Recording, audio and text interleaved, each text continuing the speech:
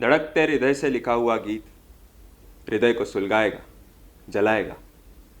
दहकती भट्टी से निकला हुआ अंगार बर्फ की तरह ठंडा क्यों?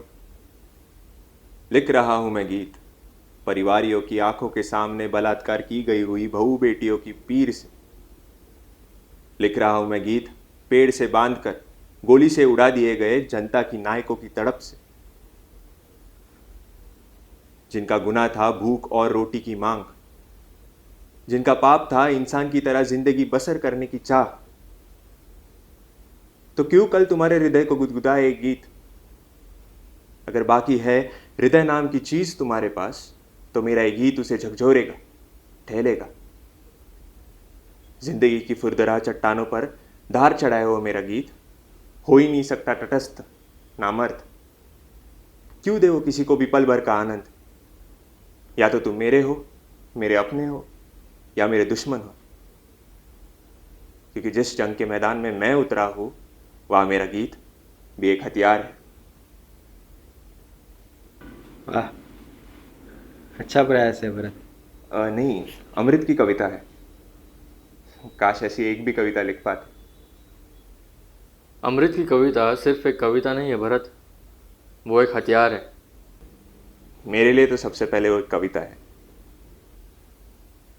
मेरे विचार में हर कलात्मक रचना, जैसे कविता, नाटक, उपन्यास या फिल्म, जिसके जरिए लोगों के साथ विचार की सतह पर जुड़ सकते हैं, सामाजिक या राजनीतिक संघर्ष में एक हथियार है।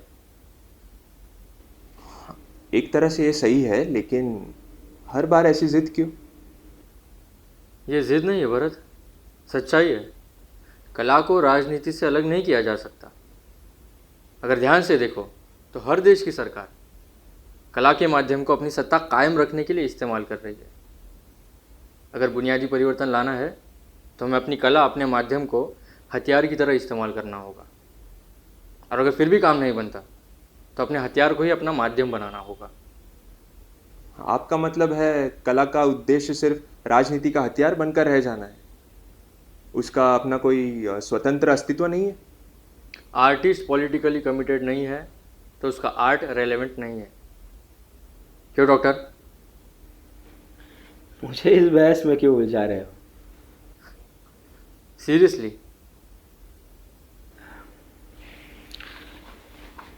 आर्टिस्ट किसी भी पॉलिटिकल आइडियोलॉजी में विश्वास रखे या किसी भी पॉलिटिकल पार्टी का मेंबर बन जाए, ये उसका निजी फैसला है, उसका व्यक्तिगत चुनाव। मैं इसे उसके आर्ट के रिलेवेंट होने की आवश्यक शर्त नहीं मानता। लेकिन एक बात स्पष्ट है, श्रेष्ठ कला और साहित्य खास करके 20वीं शताब्दी में किसी न किसी किस्म के प्रोटेस्ट के जज्बे से पैदा हुई। ये प्रोटेस्ट केवल राजनीतिक थे, सामाजिक थे या आध्यात्मिक थे, इसका विश्लेषण करना आसान नहीं होगा। लेकिन कलाकार के मन में प्रोटेस्ट का, विद्रोह का जज्बा बहुत शक्तिशाली था। कोई भी पॉलिटिकल सिस्टम हो, अन्याय और दमन के विरुद्ध आवाज उठाना कलाकार की अहम जिम्मेदारी है।